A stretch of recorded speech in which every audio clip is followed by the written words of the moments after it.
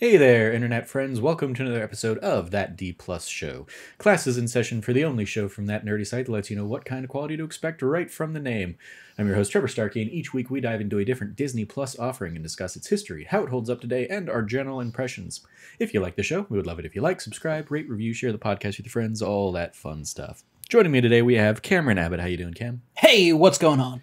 What's going on? Today we're going to be kicking off our Marvel month of stuff here in between our October Halloween month and December holidays, because we're going to do Guardians of the Galaxy Volume 3 today, which we are basically making up for when it came out, during one of our other themed windows of that D Plus show.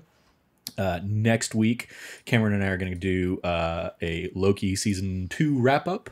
Very excited for that one.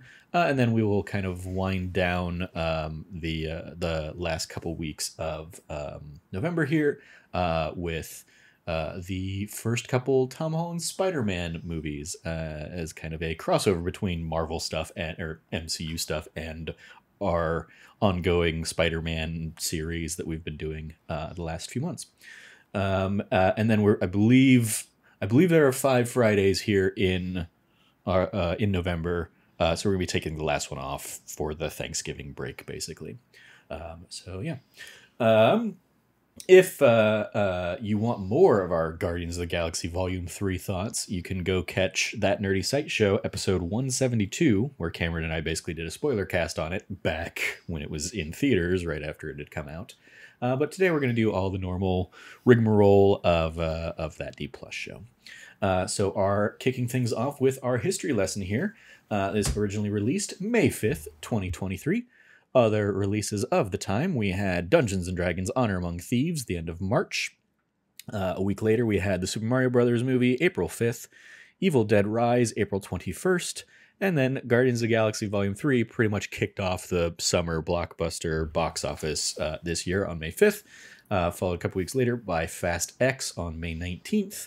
The Little Mermaid on May 26th, Spider-Man Across the Spider-Verse June 2nd, Transformers Rise of the Beasts June 9th, and the weird little triumvirate that we've talked about on a number of these episodes, The Flash, Elemental, and Asteroid City, all coming out June 16th.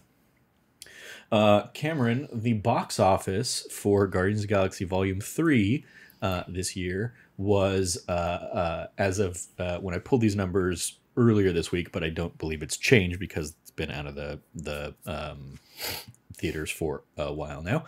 But we are sitting at $359 million for Guardians of the Galaxy Volume 3, which is only down about $30 million from $389.8 million of Guardians of the Galaxy Volume 2. So a quiz for you, if you've been paying attention the last couple times we've done kind of our top 10 breakdown here in 2023. Where do you think this one falls domestically with that $358 million? I mean, Barbenheimer broke the box office, so definitely not in the top 2. I'd actually probably say it's maybe 5 or 6. Okay. So I'll go ahead and say 6. Okay. So right outside your guess, 7 is Ant-Man and the Wasp: Quantumania. Number 6 with $298 million domestically. The Little Mermaid. Okay. Oppenheimer domestically did $324 million. Oh, that's right. I forgot. Oppenheimer performed very well overseas. Yeah. Except it performed very well domestically too, as well. But yes, it may rank higher overseas when we get to that list. I forgot. The only place that it didn't do numbers in because it wasn't shown was Japan. Mm-hmm. So understandably, yeah. So yes, Oppenheimer was number 5. Guardians of the Galaxy in at number 4 with its $359 million. Okay. So do you want to take a guess as to which 3 movies are above it? I mean, Barbie obviously is number 1, right? Yeah. That's just not being toppled. I'm trying to think. Yeah, Barbie number 1, $635.8 million domestic. Yeah, because that thing busted $1 billion. Yeah. Trying to think. I mean, the Super Mario Brothers movie is higher. Mm-hmm. Did Dungeons? I don't think Dungeons and Dragons. No, Dungeons and Dragons. Well, sadly, is back at like number 30 something. I mean, that's not bad. Like for a number 21. Sorry. That's good. It didn't crack 100 million, but it probably cost $100 million. So I mean, it's definitely. I think it's definitely going to pick that up, like in VOD and stuff. In VOD and stuff, I think probably. I'd hope. I did my part. I bought it on Amazon. So there you go. I think it's an excellent movie. People should have seen it. But yes, Super Mario Brothers movie was number 2 with $574.9 million. So what do you think is the outstanding number 3? I don't want to say The Flash. I don't think it's The Flash. No, God, no. The Flash was number 19. Let's go through these movies again. Let's see. That Evil Dead Rise didn't do that well. No. What other things came out this year? I'm trying to think, but I'm really not like this is like 8:30 on a Thursday. Like brain isn't all here as far as like movie wise. I should think about what we saw in the theaters this year. Sure. I mean, you're gonna kick yourself if you let me say it. So is it Teenage Mutant Ninja Turtles? Oh God, no. That is not number 3. No. TMNT was number 17. I'm going through like the movies that we've seen this year. Mm-hmm. Diamond, The Lost Quantumania, not what other? Indiana Jones, number Dial 10. of Destiny is number 10. Okay. I promise I'm not going to kick you. I just can't think of another movie right now. Spider-Man Across the Spider-Verse. Oh, duh. You said that earlier. I'm such a moron. Yeah, okay. And especially since we went and saw Spider-Man Into the Spider-Verse last night. I honestly just couldn't think of like what other movies came out this year, even though I know for a fact you said Across the Spider-Verse earlier because I was like, oh, we saw that. Yeah. My brain blanked on it. It's fine. So that's our domestic. Worldwide gross, it did $845.6 million, down only about 18 million from 863.8 million for Guardians of the Galaxy Volume 2. So again, like the hold for Guardians of the Galaxy movies, especially in a pre-pandemic versus post-pandemic kind of setting, they held pretty well. So yeah, where do you think Guardians of the Galaxy Volume 3 falls worldwide? Worldwide at 800 and something million. I think it probably moves up a bit to number. So it was number 4 domestically. Yep. I'm gonna say number. Did it go one up above or one below? That's my question. I'm gonna say it's number 5. It actually did neither. It stayed right where it stayed is. Number 4? It's number 4 worldwide, too. That's an anomaly there. That normally doesn't happen. That's great. Congratulations to Guardians of the Galaxy, Volume 3. Yeah, top 10 worldwide. Ant-Man and the Wasp Quantumania slips down to number 10. Elemental fared pretty well. Oh, that's fair. Made its way up to number 9.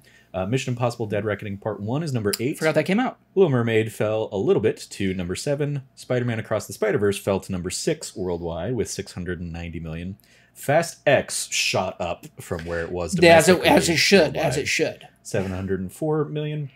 Guardians of the Galaxy Volume 3 in the $800 million club at number 4.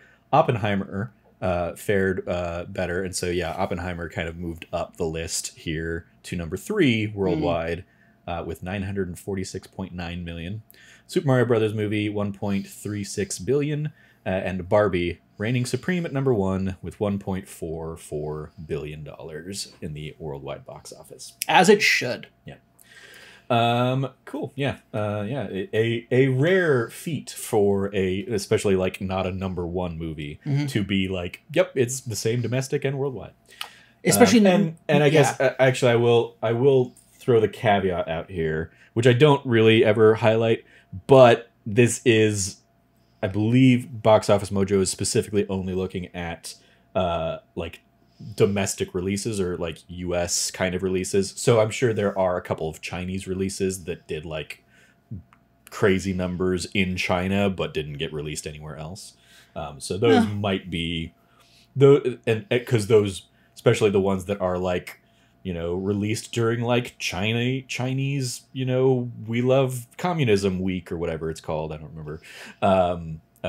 Those are almost like mandated to go see, so they always do crazy numbers. Because if you look at the actual like top 10 for the year worldwide, I believe a couple of them are going to be like Chinese only releases. Which is like honestly, sometimes those Chinese only releases, it's like, okay, like they had to go see them. Like it's definitely like a state funded movie. Yeah. Which, by the way, is like not like the worst thing in the world. I mean, you can make the argument that Top Gun Maverick's a U.S. a U.S. funded film in that same vein. So, also, just quickly climbing up the charts, having just opened this last week, and Five Nights at Freddy's is already at 152 million worldwide, it's number 26 on the worldwide box office. I believe it, man. Five Nights at Freddy's was a phenomenon as a game for Gen Z kids. Yeah. It is like the Gen Z film that I'm trying to think of like what a good comparison for that would be for like millennials and Gen Xers. Yeah. It might be I think Teenage Mutant Ninja Turtles might be like the best apt like comparison for like the thing or like Transformers, like the thing you grew up watching as like a cartoon or a game or something got made into a movie. Mm-hmm. Yeah. And judging from the fact that Matt Pat has a library of like video essays breaking down the Five Nights at Freddy's lore, I don't know much about it, but I know it's pretty in depth. Yeah, and he's got a cameo in the movie. Does he? Yep. Oh man, I mean I want to say spoilers. That's I don't know. I don't care. Spoiler. I've never played a Five Nights at Freddy's game. I don't know. Me neither. Shockingly, I know. I've seen other people play it, and it's like, oh, okay, it's a jump scare game. Yeah. And it's like creepy graphics. Like it's definitely designed very well from what I've seen. Yeah. But it doesn't like the kind of it doesn't appeal to me in a lot of ways. Yeah. So. Back to Guardians of the Galaxy Volume 3, we have a runtime of 2 hours and 30 minutes. In the MCU movie timeline of things, we had Thor: Love and Thunder, July 8th of 2022, followed by Black Panther: Wakanda Forever, November 11th last year. This year kicked off with Ant-Man and the Wasp: Quantumania, February 17th. And we had Guardians of the Galaxy May 5th. Right around the corner here, we have The Marvels, November 10th.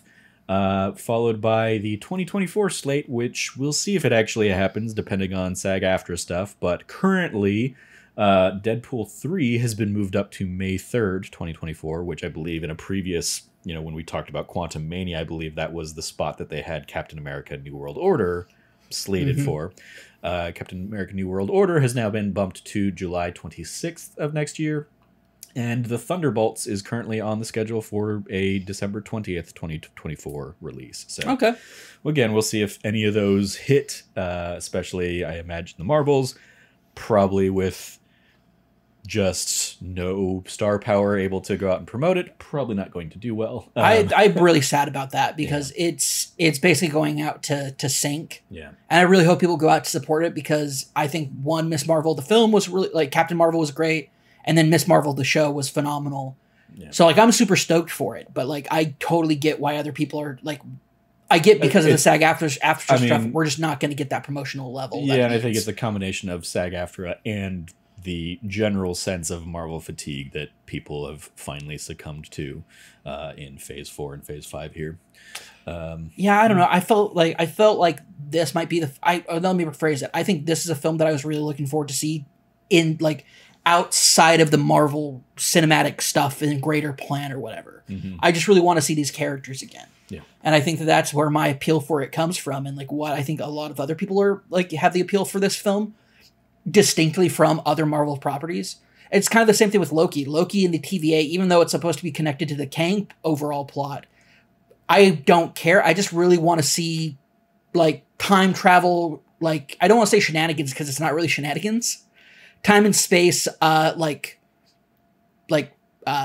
trauma. Adventures. Adventure and thriller. Like, it's a thriller. Sure. Especially the season 2 has been a thriller the entire time. Yeah. It's great. All right. Diving into our roll call, the who's who of the film.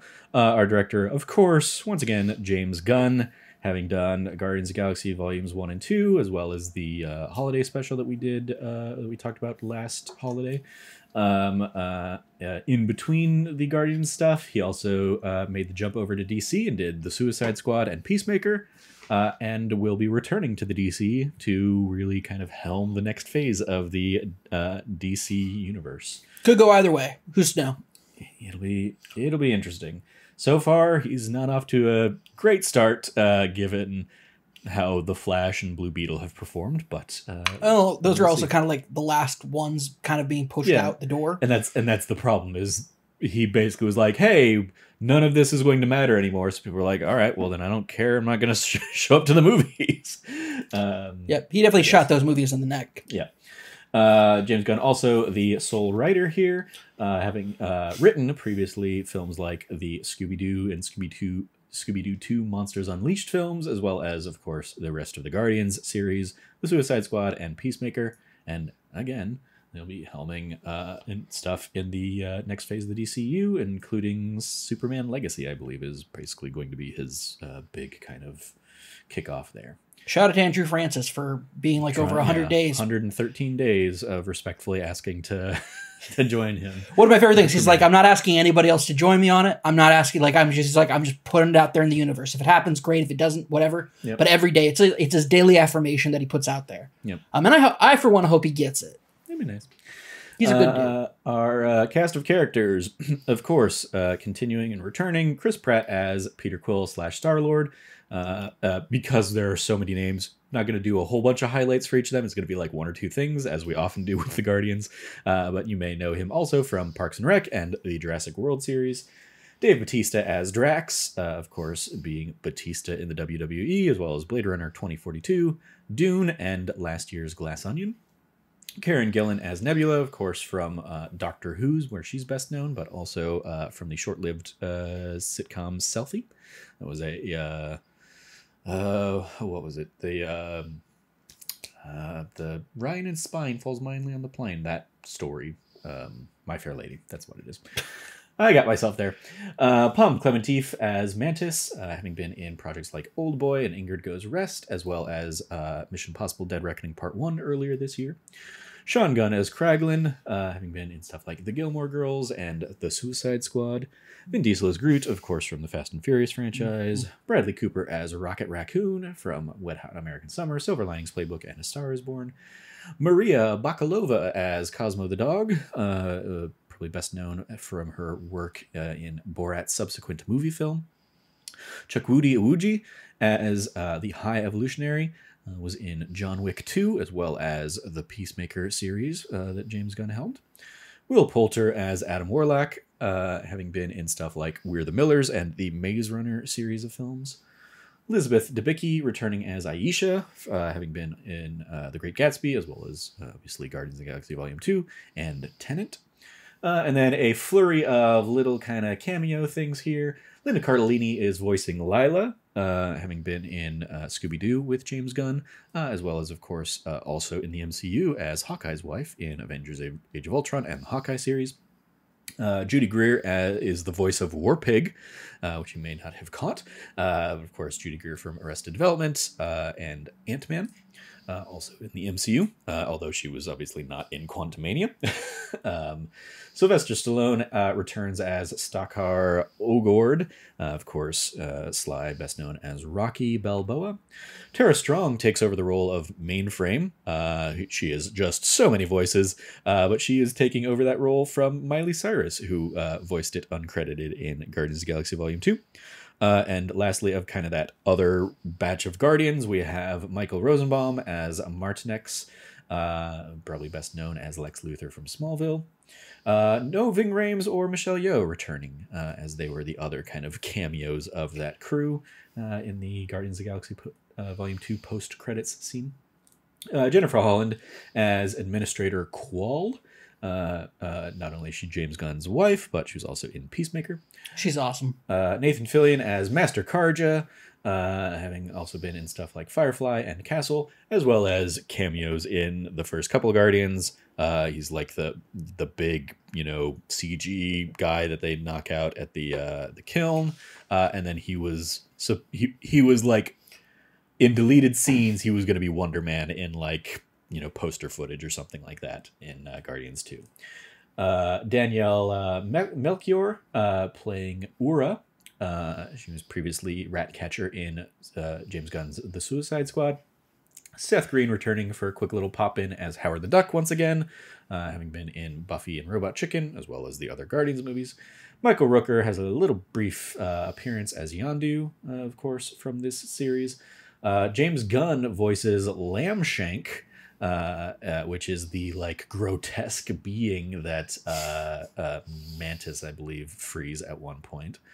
And then Pete Davidson also has a weird little cameo as Flecktick, who is a guy that Star-Lord runs into and has like a couple guards, beside him or something like that. Of course, Pete Davidson from the Suicide Squad and SNL. Trivia. In this film, Drax refuses to share his Zarg nuts with Mantis. This is because in the Guardians of the Galaxy Holiday Special, she ate all of his without permission. The film set the record for the most makeup appliances used in a single film, having more than 23,000 prosthetics used across more than 1,000 actors. That's so insane. So, yeah, that's quite nuts.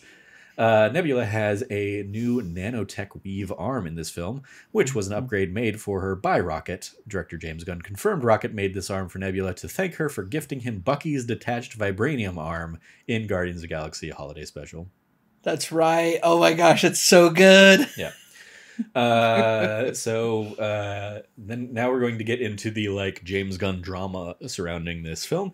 After James Gunn was fired as director, actor Dave Bautista became one of Gunn's most vocal supporters, tweeting that, quote, James Gunn is one of the most loving, caring, good-natured people I've ever met. He's gentle and kind and cares deeply for people and animals. He's made mistakes. We all have. I'm not okay with what's happening to him.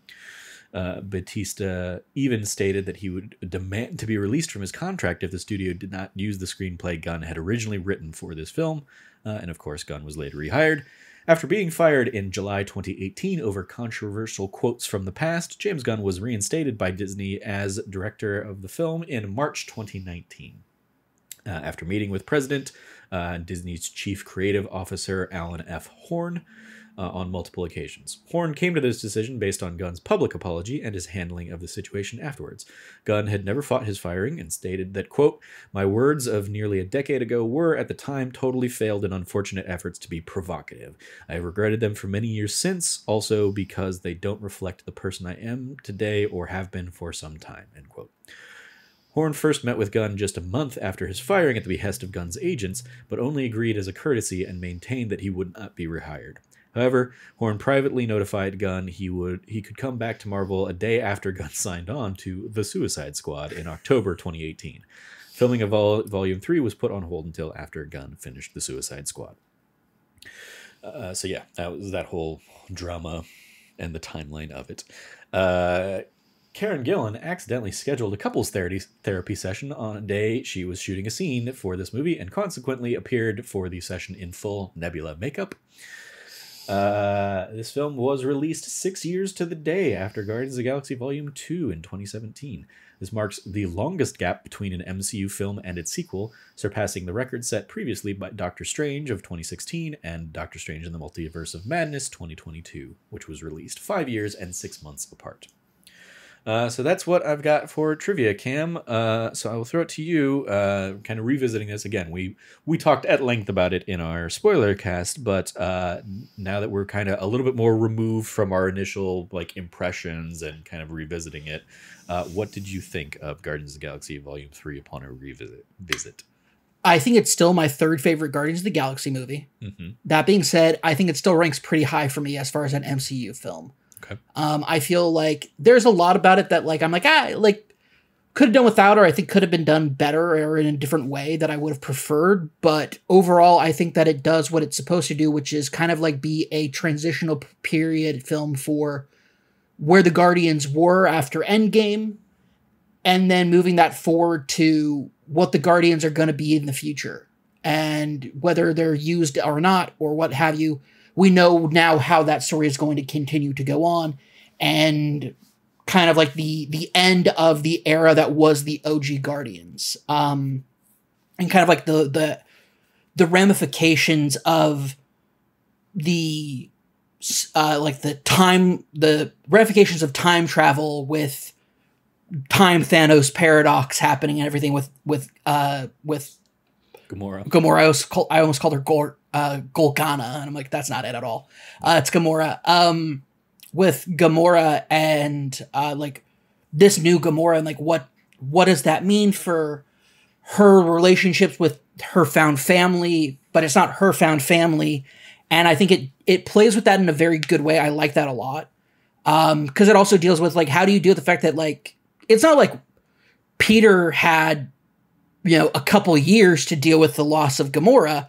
For him, it's still very raw and instantaneous in Endgame. And then she's alive, and then she hits him in the nuts and runs off.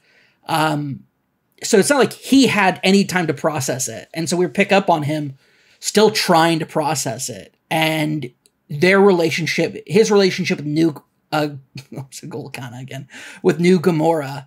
and New Gamora's relationship with the rest of the Guardians, and kind of like what this means, because this is a different character. She might look the same.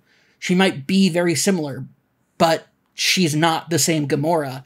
And it kind of took time for each of the Guardians to kind of deal with that. And I think they deal with it in a really great way. I think the biggest issue with this film, and the biggest issue I think you'll also probably touch on, is there is, without Rocket being with the rest of the Guardians, it's just a very dour and serious film with not a lot of brevity, in what should have more scenes of brevity.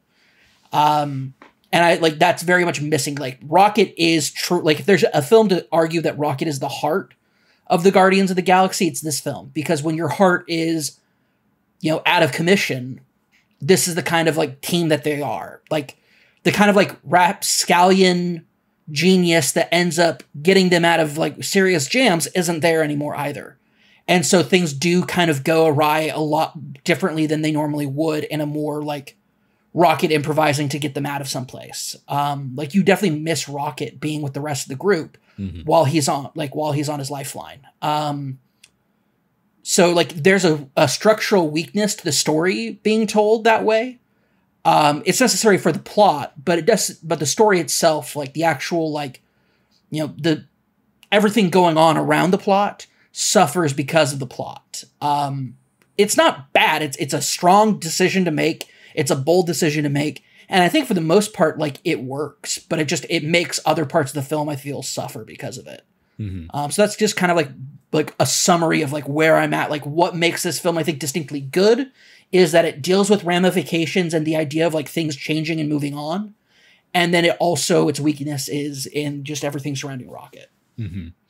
Yeah, I think, upon a rewatch, I mean, the biggest thing for me, or one of the big things for me, is it's still very hard to, like, I very much had to kind of, like, watch this but not pay full attention to it, or I was going to be like, I don't like all of the body horror stuff. Oh, that's true. Yeah, is very uncomfortable. And I watched it on my phone, and it's not, like, it's barely any less horrific. Yeah, just because it's just smaller scale horror. Yeah, than because that stuff is so much. The walrus with the teeth with the eye clamps and everything still. Yeah. And the fact that we spend so much of the movie in that, and it's not just like, okay, here's a concentrated part of that. It's, we're going to keep coming back to that and see that over and over again. And not even just the flashback stuff, but, like, even, a lot of the other kind of elements when we get into kind of what the High Evolutionary is doing on Counter Earth, and the creepy, war pig creature that he's created and stuff like that. There's a lot of, like, mutilation kind of stuff that's like, oh, this is unsettling. So I think for me, that is always going to keep this movie at arm's length for me. For sure, yeah. And I think, once again, serves the plot that stuff is happening, doesn't serve the story. Yeah. Doesn't serve everything going on around it because of how visceral it is. The other aspects we have there are, I think it's a fascinating film in that, yes, it is very much the conclusion of James Gunn's Guardians trilogy.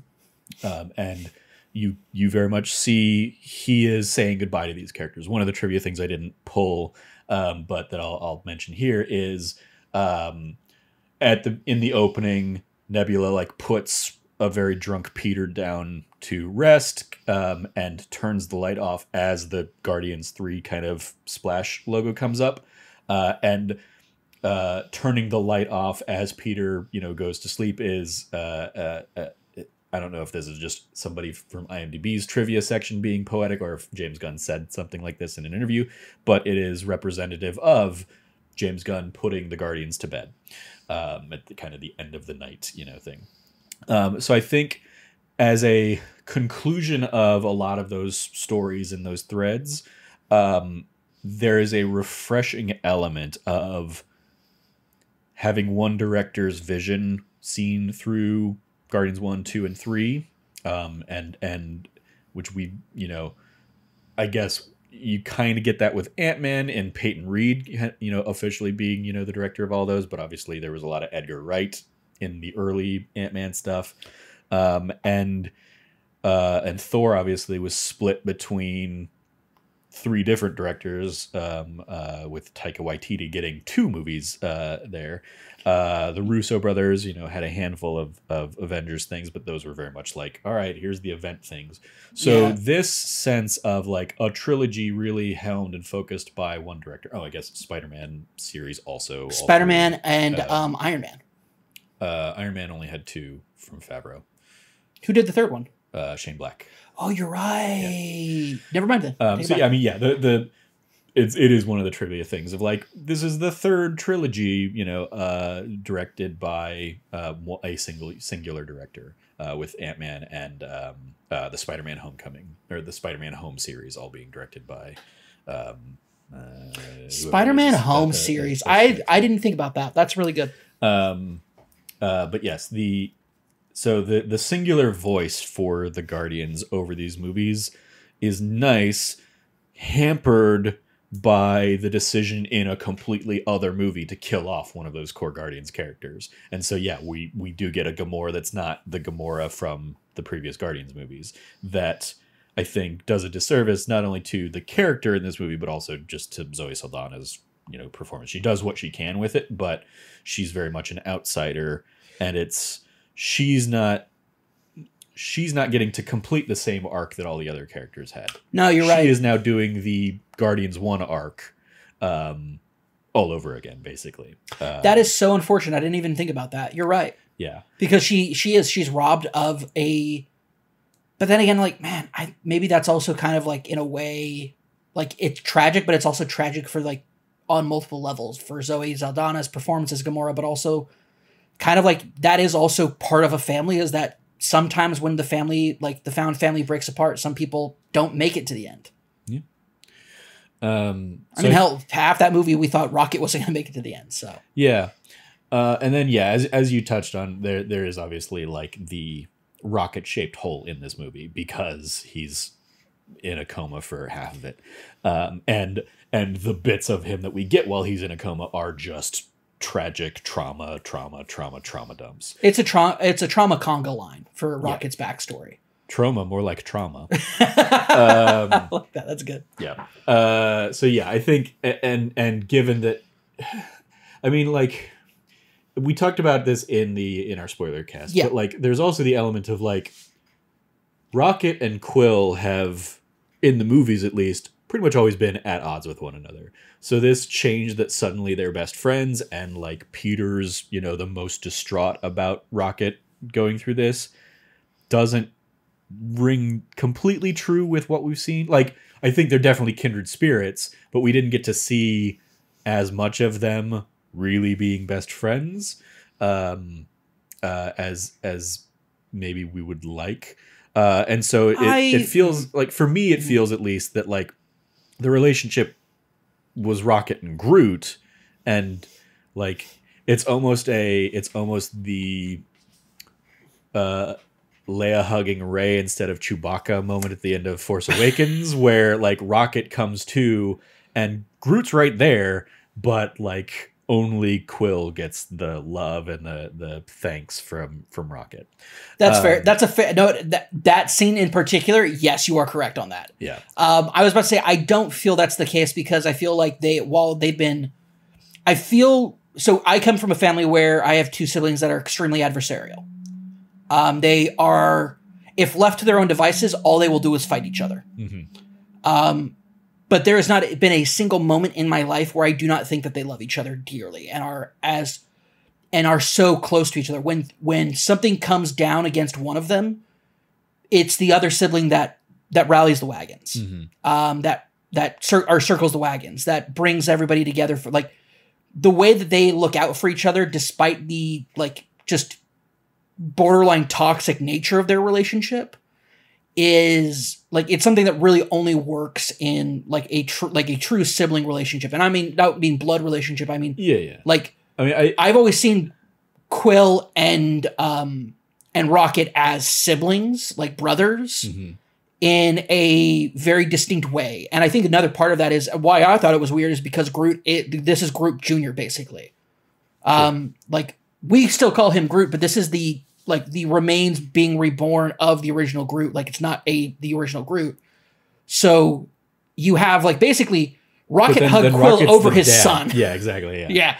His hugged his brother and thanked his brother distinctly over his son. Like that's the bigger thing for me. Yeah. Is it's like not just like, oh, it's their best friend. It's like that's his child. Yeah. Like there's stuff of him in like a baby Bjorn with Groot. So like I guess it's probably like also a maybe this is semantic, but like maybe Rocket is Peter's best friend because he doesn't have other options now that Yondu's dead, and Gamora's dead, and Mantis is his sister, and Nebula was their adversary for a movie and a half. So like maybe just by process of elimination, Rocket is Quill's best friend. I think that might be the case. Also, Rocket, but Quill might not be Rocket's best friend, but it still ends up being like just a weird dynamic that like I think by that same relationship process is what is like thrown to the forefront for me. It just doesn't. I think it works on the flip side as well. I don't like process of elimination. Who's Rocket closer to than Quill, other than Groot? I mean, but Groot is there. Groot is there. Groot is still there. But Mantis is still there for like if you wanted to talk about like outside of like familial relationship, like that is kind of the. When you're talking about what are the two remaining quote unquote adults of the original Guardians, it's Rocket and Quill. Because I mean, he grew up with Kraglin though, so there's but that's a whole different thing. Yeah. And I Guardians of the Galaxy 2 ultimately distinctly says they do not care. I'll write it off as like a process of elimination. All right, but just by that, Rocket's got to be his best friend. But it still just felt weird to have that relationship voiced in that way. For sure. I don't think as like, and again, I think if Gamora didn't die and this was, a Guardians movie with the original Gamora in the crew, maybe there's a different relationship that happens and a different dynamic that happens in those sequences instead. I don't know. I also think that Rocket was the one to really take care, like between Rocket and Nebula. Yeah, between the two of them, it was basically them taking care of Peter after post Endgame. Yeah. Like that was very much the vibe I got. Was also like Rocket's kind of his best friend because Peter's just at such a low point in his life that the only person who's really taking care of him is his dead girlfriend's sister and what is the default best friend for him now. So but yeah, so some of those like relationship dynamics just kind of feel off for me. But yes, notably, the Guardians do kind of go from being like fun, quippy assholes to like occasionally fun, quippy assholes, but more burdened by trauma in this movie. And it just, it brings the mood of the film down. Like, if this had been the Empire Strikes Back kind of thing, would make more sense to me. But for this to have the Empire Strikes Back downer vibes for so much of the movie, as like the final send off for the characters, just is like I don't like. I mean, much like you, like this is my third favorite of the series, but the like still kind of cohesive nature of the trilogy does still elevate it over a lot. Absolutely, yeah. I'll also say, soundtrack wise, just very few of the numbers do anything for me in this one. 100%. Yeah. This feels like, especially music wise, this feels like it has a distinct lack of care that James Gunn usually brings to his projects. I don't know if I say lack of care. I think it is still very specific choices.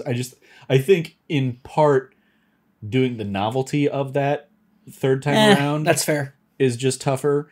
Because like, you know, it's not like the songs are bad. It's just that they don't pop or feel. I mean, some of it is they're not as fun as, you know, the you know, the kind of the music moments we've gotten in previous things. The fact, like, the one that kicks this one off is Creep acoustic version. That's true. Yeah. Is like, all right, we're immediately setting the tone. This is going to be a sad, somber kind of movie. Yeah. People are going to be sad in this movie. Get ready. The real standout and musical sequence number for me is going to be the Beastie Boys hallway fight. Absolutely. And that is like a standout sequence just of the movie in general, but also, you know, plus with the musical kind of notion to it. And I don't think he's got a lack of, or I think any saying kind lack less of care was, to I it. think care was the wrong word to use. Yeah. I think that there is, I think you're right. I think it's just like the novelty isn't really there. So the investment, I just feel it was a lack of investment on this part, like this side of things. But maybe that's also intentional. Like everybody's expecting him to put out like a 12 to 18 track banger of a soundtrack, and he's just not investing that time into it, because how do you do that again for the third time? Yeah. Or it's Diminished returns, you know? for the stories he's trying to tell. It's not bangers that he's telling through the music. It is more cerebral or heartfelt, emotional kind of things. Well, It is like the song from the end of Guardians 2 works beautifully. It's a beautiful song. It's not a banger. That's true. I mean, it's a banger, but it's not like a, you know, like we're going to listen to this and have a good time on the radio kind of song. That's true. I mean, it's a very somber Cat Stevens. ending. So. Yeah, the Cat Stevens song is what I'm thinking. Yeah. So yeah, like you have like, and again, like it's obvious care is put into it because all the music is diegetic, as like any song that is playing in this movie has an origin in the Zune, or like somebody is playing that music through a speaker somewhere, and then it, you know, overtakes the scene or something. Shout out to the Zune, by the way. Like what a great follow up. Yeah. I'm a lover of like I remember the Zune, the era of the Zune. Mm-hmm. It was also like it was a good era. There's also a weird, like, the other two movies playing with older soundtracks and stuff, there's more of like a weird nostalgia to it, whereas like I don't know how nostalgic I can really get about Dog Days Are Over and Florence and the Machine. Like I have that song on my phone. So it's not like, oh, like that's taking me back to a such and such a time. It's just like, no, that's within the last handful of years if I've got the album on my phone. So yeah, I think there's like the music is one of those areas, like it's not like a complete miss, but it's certainly not as memorable as elements from the first couple movies. Like it's very much still I guess it's continuing a trajectory. The first movie was very much like, oh, like all of these songs are fun and they hit, you know, the mood for this scene and sequence, and very much like, you know, when Edgar Wright plays with music in his stuff, it's like there are things that are very clearly choreographed to the music here. Yeah. Whereas like the second movie, I think kind of pulled a little bit from like, here's, you know, crazy well-known stuff, to instead we're going to do, you know, songs that really fit what this character is trying to say in this moment, or these kinds of things. And I think this kind of continues that trajectory along the way, at the expense of being like, oh yeah, I just want to listen to all of these bops. That's fair. I think you're right. So yeah, I think that's another area for me that kind of a Beastie Boys sequence aside, even like the opening of Creep, as much as I love the song Creep, it's just like, oh, this is like not the high energy I want from a Guardians movie, especially for, you know, an opening fight sequence kind of segment that we get into there. So yeah, I think it's also, there's a weird element of like, well, we set up Adam Warlock as like the post-credit scene of the second one, so we gotta pay that off, and I don't think it gets. I think, and you know, I can't speak to what James Gunn was thinking or doing on this, or what he, you know, what plans changed and all that stuff. But like, it strikes me as in the same way that I often talk about the Fantastic Beasts series of films, of like J.K. Rowling started writing a movie about Newt Scamander and decided instead she's going to write a series of movies about young Grindelwald and Dumbledore. Yeah, Grindelwald and Dumbledore. Yep. And we're gonna do basically, and so that story is going to take precedent over the original ideas of the story, and if like the kind of like relegation of Adam Warlock to like more background or side character in this, in favor of the High Evolutionary, feels like a change of course between when the second movie was written and this movie, and maybe that has to do with like Gamora not being. Yeah. And so yeah, maybe it's I don't necessarily like fault it for happening. It is just a weird. It's if you only watched like these 3 movies already, you're going to be very confused with this whole like, wait, what do you mean this isn't our Gamora kind of thing? But yes, and that's again, that's not even to take away anything from Chuck, what was his name? Chukwudi Iwuji, I believe.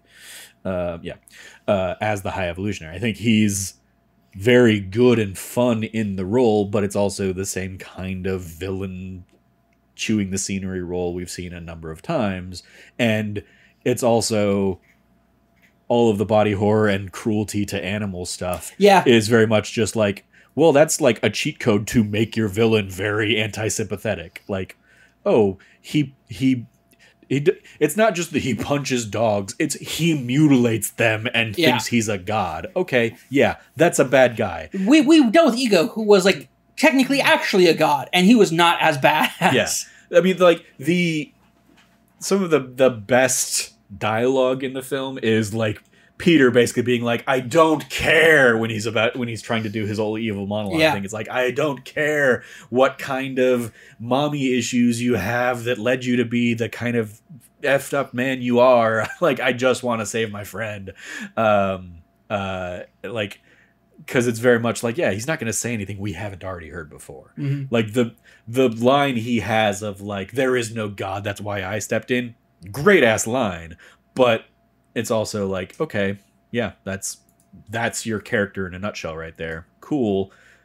We talked in our spoiler cast, a couple months ago. This would have benefited so much if his relationship with Rocket had been teased out over the previous couple movies instead of just all being dumped into this one.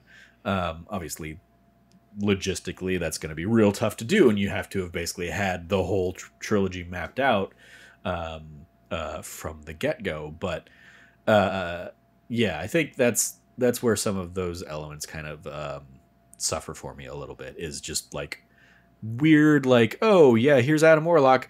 We're just going to say that him and all of his, like, the sovereign, people who were, the kind of pseudo-antagonists from the last film, were also just created by the High Evolutionary. That's how we're going to write that off. They were also creations, much like half of these other things that you're going to see in this movie are creations of. Also back on the body horror stuff, the whole OrgoCorp thing, and just like that, the like fleshiness of that is also just a very unsettling and not fun set piece for me, given my aversion to a lot of that stuff. So that's another bit of like, okay, here's a whole sequence where we're supposed to have like this fun kind of action stuff, and it's like, I don't like looking at most of these things because they're giving me heebie-jeebie feelings.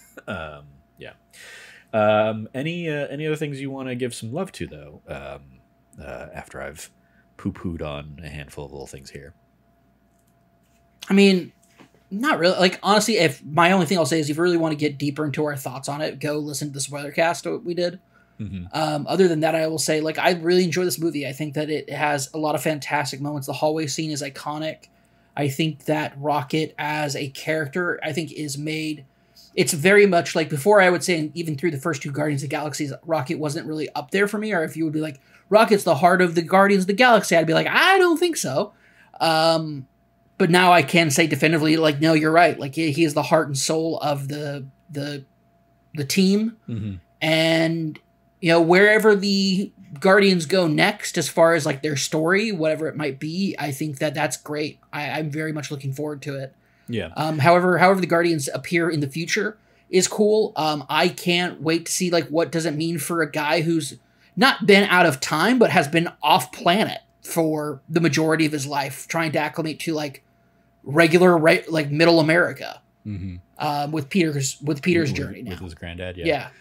Yeah, I mean, I do. I'll highlight a couple more things that I did really like. I like, again, there is a lot of fun banter, despite some of the misgivings. Like a lot of the stuff, as much as I don't like the visuals of the Orgo Corp stuff, I do like the Nathan Fillion stuff of like, oh yeah, I got I got a uncle's nephew, too, or something like that, or the boss's nephew thing. I hate this guy. Yeah. I like that whole vibe that they have. I liked Mantis tapping the guy and saying, you're madly in love with him, and Drax kind of just doing this like beleaguered sigh as he's been through this so many times before, and it's just kind of like a not again kind of thing. I really appreciate, and I like there's a lot of Drax stuff in this that I like. That's true. I think Drax shines in this movie a lot. The bits, obviously, there's still a lot that is like just Drax kind of being one note Drax stuff, but the sequences that we get late in the film with like him, Nebula, and Mantis, all like yelling at each other when they've kind of hit their breaking point, and Mantis saying like, just because he's dumb doesn't mean he doesn't care. And like Drax being like, you think I'm stupid? And like being hurt by that, and her immediately being like, no, forget kind of thing, is a nice humanizing moment for him that then is, accelerated by the payoff of like, you weren't born, as cheesy as the line might be, you weren't born to be a destroyer, you were born to be a dad. And that being like something that has been like a nice little undercurrent of the character and his love for his daughter and wife that, obviously died before the first film. Like that payoff to his character is the payoff to the beautiful moment in Guardians 2 where he's sitting there like still and peaceful and just kind of like Mantis touches him and just immediately breaks down based on like the sadness that he is just constantly in from the loss of his wife and daughter that he's masking as in his Drax kind of nature. Yeah. So like that was beautiful. And as much as the movie suffers from Rocket's absence from so much of it, I still tear up when Rocket says the important thing is we're all okay, and we cut to Nebula who breaks and cries a little bit and said Rocket and like even just thinking about that scene and talking about it now, I'm tearing up. Like that is a beautifully constructed payoff to how much this family does love each other. And how much it mattered to Nebula to be a part of it. Yeah. Indeed. And yeah, because Nebula being the other, kind of hardest character maybe of the bunch. Her only expression of love was torture and trauma. And for her newfound family to, once again, found family stories are some of the best out there, if not the best. Nebula finding her true family in a way that, like, getting a second chance to reconcile with Gamora in a completely different way, where before Gamora was the one who had made so much progress and was willing to like help Nebula come through from like being Thanos' pawn to being something more, to in a not the same way, but very parallel fashion, helping Gamora recognize what now being out of her own time and being like, what does it mean for you to be this new you, or this you? It's new to, you're the new you to everyone else, but you're still the same you, and that's weird and that's hard. But I'm here to help you, and we can talk. Yeah, I mean, like it's a nice payoff. Their relationship is a nice payoff to that segment from Endgame, where like, yeah, she is basically the, or Nebula Prime convinces Gamora that their relationship can be good, and kind of and Gamora, like that's the nudge that past Gamora needs to take out past Nebula, so that she and this new Nebula can kind of have this friendship, even though they're going to be apart. And so again, despite the loss of having Gamora as part of this found family, I do appreciate that James Gunn still gives her a found family that she has basically, gone and had her own other Guardians 1 and 2 with effectively. That so when we do get that scene of like her basically like saying, "Hey, I'm sorry, I'm not what you want us to be, Quill, but I'm sure we were fun." Like that ends, and that's a nice little beat of closure for the two of those characters. And then she goes off, and we do see that she has really bonded with those Ravagers. Everybody's super excited to see her. She's excited to be back with them, and so we find out that like this side adventure that she took with our Guardians was keeping her from her found family, and she didn't she missed them basically, and she needed to go back to her found family. So I think there is a lot of good in there amongst all of my like meh kind of things. I think our gripes about it are pretty minor, and I think we emphasize them so much because there's so few of them. Yeah, but I shouldn't say I think they're major like issues we have with the film, but it doesn't mean that they're failures in the film. It just means it's something that we don't care for, we don't like. There's also the weird editing choice that James Gunn has come out and basically said like, no, that's not what happened here. Because the like Rocket and everybody beats the crap out of the High Evolutionary and kind of get their like victory over him and stuff, and he's defeated. And Rocket specifically doesn't kill him because he's a guardian of the frickin' galaxy. And then we see them all like go and they make an effort to save the lower life forms instead of just the kids and all that stuff. But the way the movie is shot and like edited, it seems like all of that like character, moment and growth of Rocket is undone because we don't see them save the High Evolutionary off of his exploding ship. James Gunn has said they did. Of course they did. Of course he doesn't just leave him there to die. That would completely undercut his thing. It's a deleted scene or something like that. But it is. I've seen the deleted scene. It's good, but I understand also why it was cut for time. Yeah. But I mean, it's okay. You cut a thing for time, but was that the right thing to cut for time to completely undercut your hero character's like dramatic, hero moment at the end of the film. So that's like an interesting bit, and also the bit of Star-Lord, stuck out in space.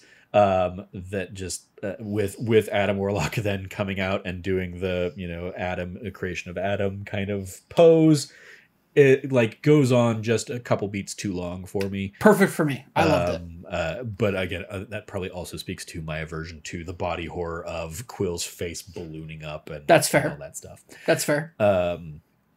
So elements like that. I will shout out, he didn't join us today, but Logan did mention that in particular he cried when Peter shows up at his grandfather's house, especially because Logan had just lost his grandfather a few weeks prior to seeing that, so that was a very nice touching moment for him. And it'll like you said, it's interesting that the end we get is Star-Lord will return, or they give him a couple other like adjectives, I think. But like while the other Guardians and the new Guardians are going to go off and kind of do their thing, there's also a weird thing that is also undercut by that of like, okay, Rocket's whole thing has been like, we got to save these other lower life forms. And then the like post credits tease is him, getting ready to go out and shoot the hell out of a whole bunch of stampeding lower life forms to help some other people on this planet. So it's like, but why aren't you saving those guys? For all we know, they could actually be fungus. We don't know. Yeah. I mean, I don't like it's. We see stampeding creatures coming in at them, so it's a weird. It's just a weird like. you undercut your message a little bit based on some of the. But what about these other life forms that are being stampeded? Yeah, no, it's. I mean, that's the problem is he sets up a thing that contradicts the other aspect of it. Like, okay, these things are being stampeded, so can we find a win-win for both communities? We got to protect these people from whatever is being stampeded. But also, do we need to go and kill the things that are doing the stampeding? Well, and to be fair, they're not going to kill them. The things are coming through with the stampede, and they're just doing what they can to protect the people that are in that community. We don't know. Yeah, we don't know. That's throwing a lot of judgment on a scene that we don't got too much context for. I'm just saying.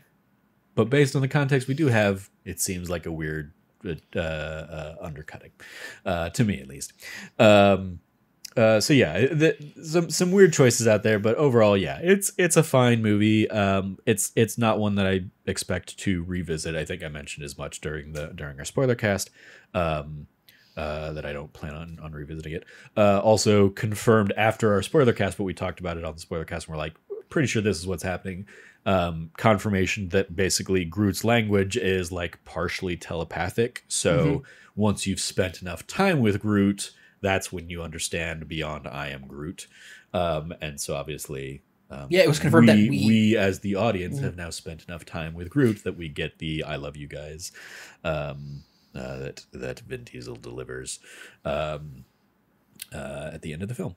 As well as obviously Gamora had that moment with Groot prior where she finally understood what he was saying. So yeah, lots of good in here, but also some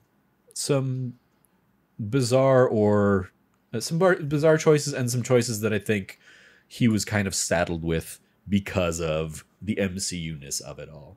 I like how self-contained this feels compared to other MCU things. Apart from really the Gamora factor being we got to tie up this loose end from Endgame. Like I don't feel like this ties into any other MCU movie really apart from Guardian stuff. So there's a nice little self-containedness there that I think means it's not suffering like a lot of other movies might be suffering. It's not suffering like Quantumania suffered in that, we got to set up all these other chess pieces for Phase 4 and Phase 5 and whatnot. This is very much like the only thing you get set up is, okay, Peter Quill's now on Earth and this other set of Guardians is out in the galaxy somewhere. If you want to revisit them MCU, feel free. So yeah, be interesting to see how they come back. I imagine if they're going to come back, it'll be in like a Secret Wars kind of thing. So maybe we will see them return there. But I'm especially curious where Quill is going to pop back up and how that being the like here's who's going to continue to exist will be seen. All right. Well, then I think we'll go ahead and dive into the report card where we grade from A+ to F. What did you want to give Guardians of the Galaxy Volume 3 here, Cameron? I mean, I think it's a solid A-. Okay. A-. Yeah, I think for me, it probably just personal taste-wise, it's probably more of a B or B- for me. Again, not one I plan on revisiting much. If ever really, unless we do I'm eventually when we run out of that D+ show ideas, I'm sure we'll do like a Guardians month where we revisit all the Guardians, and even though we've already talked about 2 of them on episodes, because we've got the holiday special as well. But yeah, until that day comes, I'll spend my time with the Guardians, being Guardians 1 and Guardians 2 if I want to revisit them and have a fun time there. Because yeah, this one's just a little too downery for my taste. I'll do like Guardians 1, Guardians 2, and Thor Ragnarok when I'm like, I want a good time. That'll be my trilogy. So yeah. Extra credit, other suggestions if you like this. Disney Plus is going to recommend Secret Invasion as one of the most recent series. Weird that they're not recommending Loki, the currently running series, but so be it. They will also recommend the I Am Groot shorts, which there was a season 2 of those that I never even bothered to watch, with little baby Groot short animated adventures. Thor: Love and Thunder, Guardians of the Galaxy Holiday Special, Assembled Guardians of the Galaxy Volume 3, so basically the making of Guardians 3, Guardians of the Galaxy 2, the first Guardians of the Galaxy, then Guardians of the Galaxy Volume 2, and lastly, Avengers Infinity War, which obviously has a lot of Guardians as well. Extracurriculars, you and I both watched the latest episode of Loki tonight. That's right, we did. After it dropped, so we got that. And you walked out during a big plot point, and I hadn't known if you'd seen it yet. I was about 30 minutes ahead of you. I basically got off work, sat down, was waiting, saw you were still doing some work things, I think, and you had your door closed at least. So I was like, oh, that's right. I'll sit down and watch new Loki kind of thing. And then about 20 minutes, I heard you sit down and start the episode. So I was kind of like, yep. Oh, I'm going to be curious what he thinks about it when he wraps up. So yes, I came out like pretty much a minute before the end of the episode. So yeah, if I had not seen it, it would have been like, oh my God, what am I watching? But there's a lot to talk about with this one, for Indeed. sure. It'll be a fun conversation next week when we sit down for Loki Season 2 wrap up. I don't, what else did I did also, this last week, just because I threw something on while I was, doing something else. I did, after we talked about it as part of our Halloween stuff, I sat down and watched the colorized version of Werewolf by Night. Ugh. It's fine. They still play with it having, an old filmic texture of things. So it's not crisp colors and stuff like that. It's still kind of through a 70s lens. But yeah, I think the novelty of it being, black and white for that special helps it more so than getting to see things in a little bit more color. So yeah, but I did watch it, just to see what it was like. It's very much the kind of weird vibe of the first time I watched It's a Wonderful Life in color. Okay. The digitally remastered colorized version of that, which is also just weird when you only know that thing as a black and white thing, and when it was shot as a black and white thing. Yeah, very interesting things there. But I did sit down and watch it. So yeah, that is going to do it for this week's episode of That D Plus Show. Thank you, Cam, for joining me to talk about Guardians of the Galaxy Volume 3 here. Once again, if you want more of our spoiler-filled thoughts, a lot of which we probably covered here as well, you can go check That Nerdy Site Show, episode 172. You can follow Cameron at Rev Cabot, 2 B's and 2 T's. Anything you want to give a shout out to there, Cam? Yeah, massive shout out to your Let's Plays that you keep on doing for Baldur's Gate 3. Eventually they're going to run out. We're going to run out of them. And we're going to have to record a lot more Let's Plays. Yeah. At some point. I've got another week in the can. But yeah, at some point this weekend, I probably need to sit down and record a couple more episodes so we can kind of keep that, keep a little bit of a keep a milking runway. that cow. Baldur's Gate 3, milking that cow. Let's go. More build the railroad, build the tracks while we're on the train, just a little bit further kind of thing. So you can follow me at Trevor J. Starkey. In addition to the Baldur's Gate Let's Plays on youtube.com/thatnerdysite. I will also shout out our Spider-Man 2 Let's Play that I did as well as our recent Spider-Man 2 spoiler cast for the video game that Cameron and I recorded on That Nerdy Site Show this last week. We both had a great old time with that game, and basically fresh off Cameron finishing it, we sat down and talked all things Spider-Man 2. So go check that out if you are so inclined and have also played through that game. You follow all of us over at That Nerdy Site or go to thatnerdysite.com for all the latest from us.